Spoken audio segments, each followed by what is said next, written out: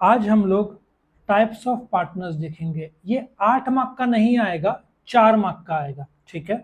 और मैं आपको एक आइडिया से, ये देखो 9, आप बोलोगे सर कैसे याद करें 9 के 9 पॉइंट। मैं आपको 1 या 2 मिनट में पहले स्टोरी बता दूं और फिर मैं हर एक टाइप को एक्सप्लेन करूंगा विद मेनी एग्जांपल्स।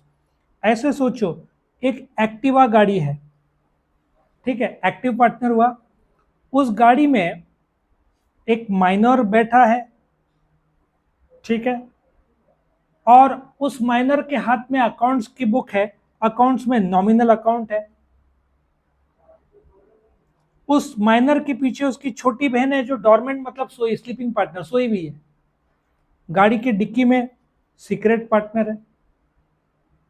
एक साइड स्टैंड है, उसको सब पार्टनर बोलो या स्टेपनी को सब पार्टनर बोलो। एक 3 व्हीलर आता है ना लेफ्ट हैंड साइड, उसको पार्टनर इन प्रॉफिट ओनली बोलते हैं। एक पुलिस वाला आपको पकड़ता है, पुलिस को क्वाजी बोलो, जो आपसे लायबिलिटी लेता है। कैसा लगा शॉर्टकट? ये शॉर्टकट से आपका लर्निंग इजी हो जाएगा। नाउ जो एक्टिव पार्टनर कैसे, सपोजिटली आप लोग में से मैंने आप लोग तीनों को पार्टनर बता दिया, तो सबसे पहले एक्टिव पार्टनर वहां पे लिखो, उसका एक और नाम है वर्किंग पार्टनर। क्या नाम है एक और? Working partner. पहला लाइन क्या होगा आपका? Active partner is also called as working partner. ध्यान से सुनना।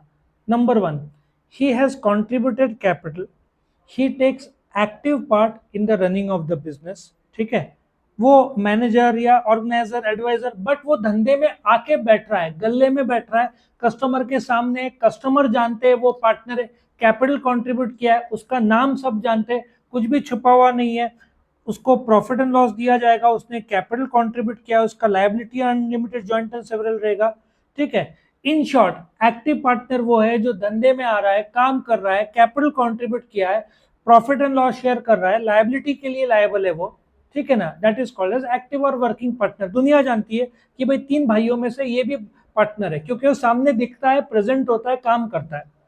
दूसरा बड़ा यूनिक सिचुएशन है डॉर्मेंट पार्टनर। बाजू में लिखो स्लीपिंग पार्टनर, उसको स्लीपिंग पार्टनर भी बोलते हैं। ये बड़ा बोलते हैं ना यूनिक टाइप ऑफ सिचुएशन है। हो सकता है दुनिया इसको जाने ही नहीं।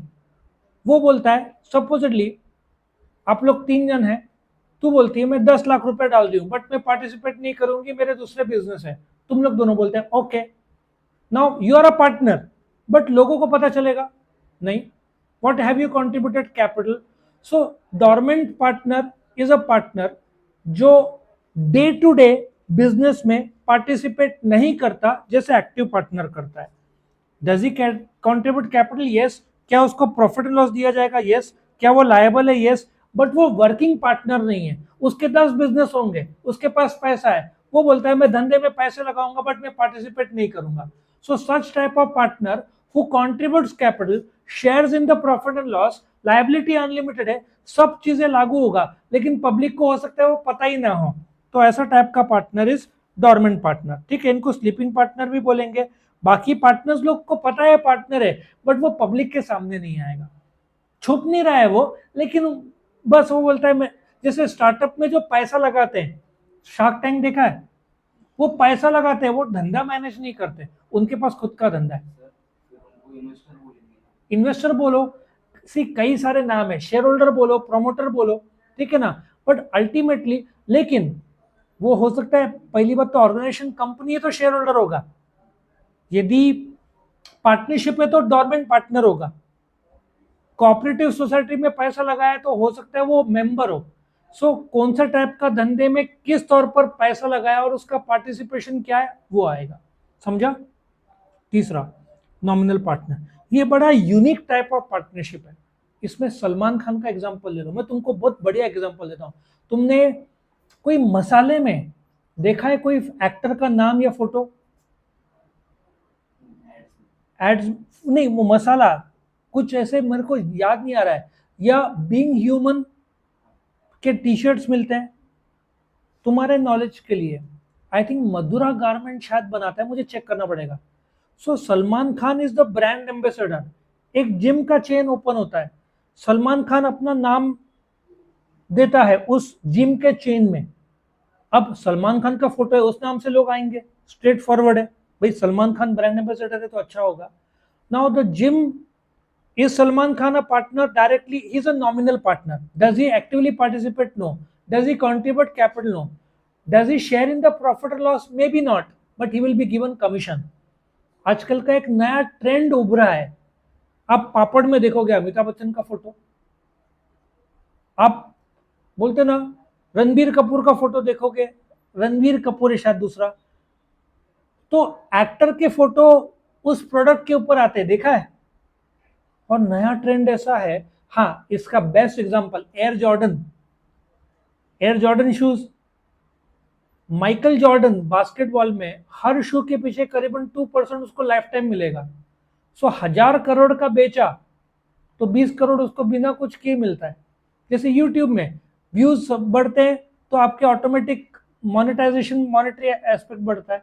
तो नॉमिनल पार्टनर पार्टिसिपेट नहीं करता प्रॉफिट, मतलब प्रॉफिट में तो मोस्टली नहीं करता है, कैपिटल कंट्रीब्यूट नहीं करेगा, वो अपना नाम देता है, उस नाम के लिए उसको कमीशन दिया जा सकता है, मे बी जिम का पर मेंबर का 5%। Is liable? यस, क्योंकि उसके नाम पर लोग आए, कुछ गड़बड़ी हुआ तो लोग बोलेंगे ना सलमान खान के नाम पे आए, तो उसने बहुत सोच समझ के किसी को फोटो देना चाहिए। तो आजकल का ट्रेंडिंग ही मेरे को दिख रहा है, बहुत सारे प्रोडक्ट में फिल्म स्टार्स के फोटो आने लग गए। तुम बोलते हो पर प्रोडक्ट उनको कमीशन दिया जाता है उस फोटो में आने के लिए। सोचो यहाँ मसाले लोग खरीद रहे हैं, इनको कमीशन मिल रहा है, कमाई का कितना बड़ा जरिया हो जाता है। So they don't have to do anything, जितना ज्यादा बिका उतना ज्यादा कमाई। चौथा, सीक्रेट पार्टनर, ये बड़ा यूनिक है। हो सकता है ये एक पॉलिटिशियन हो, ये नहीं चाहता कि पब्लिक को पता चले ये पार्टनर है। ठीक है, मैं 2 एग्जांपल लूंगा। पॉलिटिशियन है, पैसा बहुत है, बट ये पब्लिक को नहीं बताना चाहता। नंबर 1, मेरे पास होंडा का डीलरशिप है, गाड़ी का, 2 व्हीलर का, क्या मैं बजाज का डीलरशिप ले सकता हूं? नहीं। तो मैं उसको बोलूंगा देख, नाम तेरा, पैसा मेरा। Secret partner is a partner जो पब्लिक में आएगा ही नहीं, पब्लिक को पता ही नहीं चलेगा। तो आपके मन में एक सवाल आ रहा होगा, डॉर्मेंट पार्टनर और सीक्रेट पार्टनर में फर्क क्या है? डॉर्मेंट भी सामने नहीं आएगा, सीक्रेट भी सामने नहीं आएगा, लेकिन सीक्रेट में डेलिबरेटली वो उसका नाम छुपा हुआ रहेगा। डॉर्मेंट में आएगा नहीं, लेकिन पब्लिक को पता हो सकता है, कोई दिक्कत नहीं है बताने की। बट सीक्रेट पार्टनर में वो बोलते ना कंट्रीब्यूट करता है कैपिटल, उसकी लायबिलिटी भी है, but he will deliberately not want to showcase.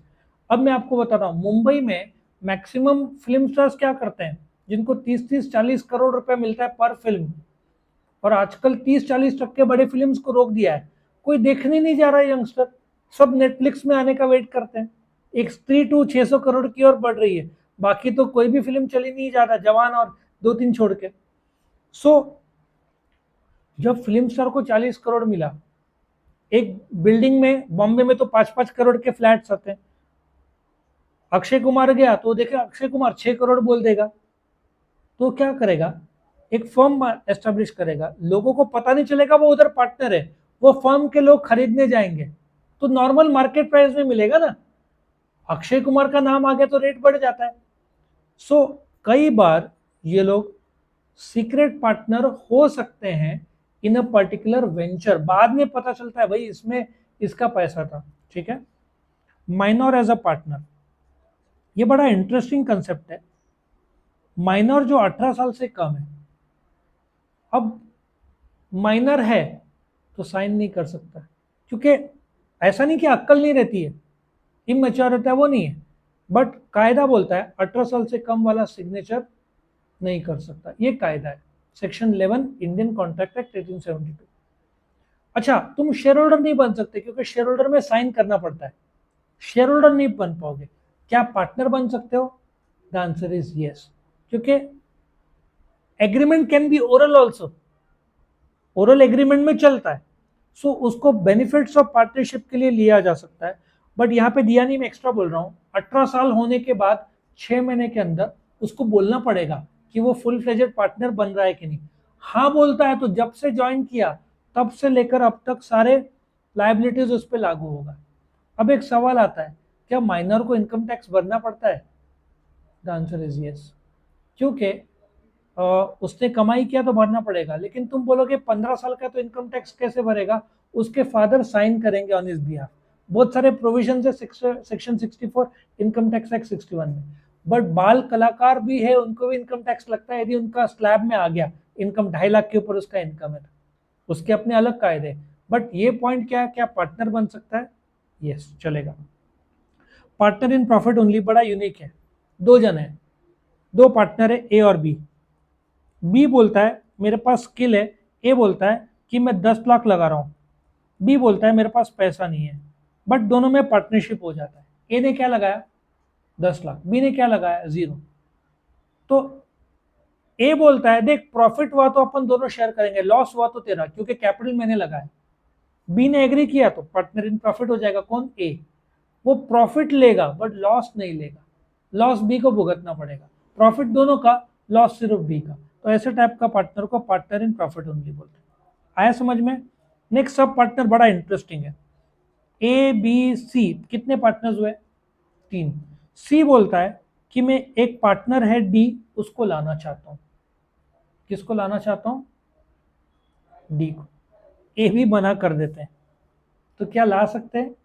The answer is no, not allowed, क्योंकि पार्टनरशिप एक्ट बोलता है जब तक सारे पार्टनर्स बोले नहीं तब तक पार्टनर नया आ नहीं सकता। अब सी बोलता है मुझे तो चाहिए, ए भी मना कर रहे हैं, तो ये फर्म ज्वाइन कर सकता है? The answer is no.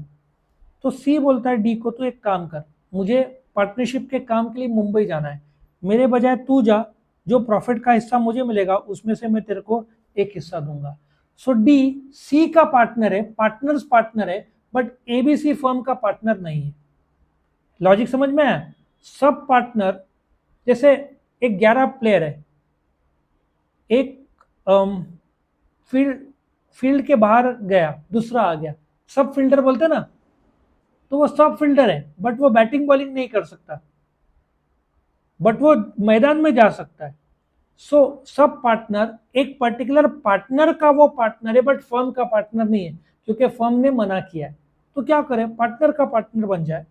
क्या वो लायबल है? नहीं, अल्टीमेटली वो मेन पार्टनर सी के लिए लायबल है। सी लायबल है ए बी के लिए। डी ने कुछ गलती की तो ए बी सी से वसूलेंगे, क्योंकि वो डी को जानते नहीं है। तो ऐसे टाइप के पार्टनर को सब पार्टनर बोलते हैं। पार्टनर विद लिमिटेड लायबिलिटी, इसके लिए फिर अलग कायदा है, लिमिटेड लायबिलिटी पार्टनरशिप एक्ट 2007 लागू होता है कि ए बी सी सबका लायबिलिटी अनलिमिटेड है, सी छोड़कर जिसका लायबिलिटी लिमिटेड है। तो ऐसा टाइप के पार्टनरशिप में सबका लायबिलिटी अनलिमिटेड होगा बट एक का लिमिटेड होगा। मतलब लॉस हो गया 60,000 का, ठीक है, धंधा बंद हो गया 60,000, सबको 20-20-20 देना है। तो ए बी सी में बाद में पता चला और 25,000 का भी कर्जा लागू हो गया, तो ये 20-20-20 तीनों ने कैपिटल दिया, सबका कैपिटल खत्म हो गया, लेकिन और 25,000 का भी कर्जा है, तो ए बी को देना पड़ेगा, सी को नहीं। उसका सिर्फ क्या ज्यादा से ज्यादा जाएगा? कैपिटल जाएगा। और ऊपर का 60 के ऊपर कोई कर्जा है तो वो बोलेगा मेरा लायबिलिटी लिमिटेड है, मैं 25,000 का कर्जा नहीं दूंगा। किसको देना पड़ेगा? ए और बी को, क्योंकि सी का लायबिलिटी लिमिटेड था, ए और बी का क्या था? अनलिमिटेड। क्वासी पार्टनर, ये बड़ा इंटरेस्टिंग है। ये पार्टनर रिटायर्ड है फ्रॉम द बिजनेस बट उसका कैपिटल अभी भी धंधे में है, तो ऐसा टाइप का पार्टनर को क्या बोलेंगे? Quasi partner. 60 की एज हो चुकी है, वो बोलता है मैं अभी नहीं रहना चाहता पार्टनर, मैं रिटायर हो चुका हूँ, बट सिंस उसका पैसा अभी भी धंधे में है तो ये क्वासी पार्टनर है। एक्टिवली पार्टिसिपेट कर रहा है? नहीं। हाँ, उसको उसके कैपिटल पे ब्याज दिया जा सकता है। क्या वो लायबल है? यस। तो ऐसा टाइप का पार्टनर जो रिटायर हो गया है, अब वो वाली बात है, तुम कंपनी से रिटायर हो गए, तुमको क्या मिलना चाहिए? पेंशन। तुम ले ही नहीं रहे हो, मतलब अभी भी देखा जाए तो तुम्हारा कंपनी में कुछ तो संबंध है। तो ये टाइप का पार्टनर रिटायर हो चुका है, तो इसने 10 साल पहले 10 लाख डाला था, प्रॉफिट मिलाकर अभी इसको 15 लाख मिलना चाहिए, वापस 15 लाख नहीं ले रहा है, वो धंधे में ही है 15 लाख। अब उसको उसका ब्याज मिलेगा करीबन 5-6% साल का। सो ऐसा टाइप का पार्टनर रिटायर हो चुका है बट उसका धंधा में अभी भी कैपिटल मौजूद है, उसको क्या बोलेंगे? Quasi partner. तो यहाँ पे ये बहुत इंपॉर्टेंट क्वेश्चन है, टाइप्स ऑफ पार्टनर 10 में से 7 पेपर में आता ही आता है। तो इसको अच्छे तरीके से करना, और मैंने स्टोरी जो बताया था वो भी कर लेना। तो यहाँ पे ये अपना क्वेश्चन खत्म होता है। कोई क्वेश्चन? ओके।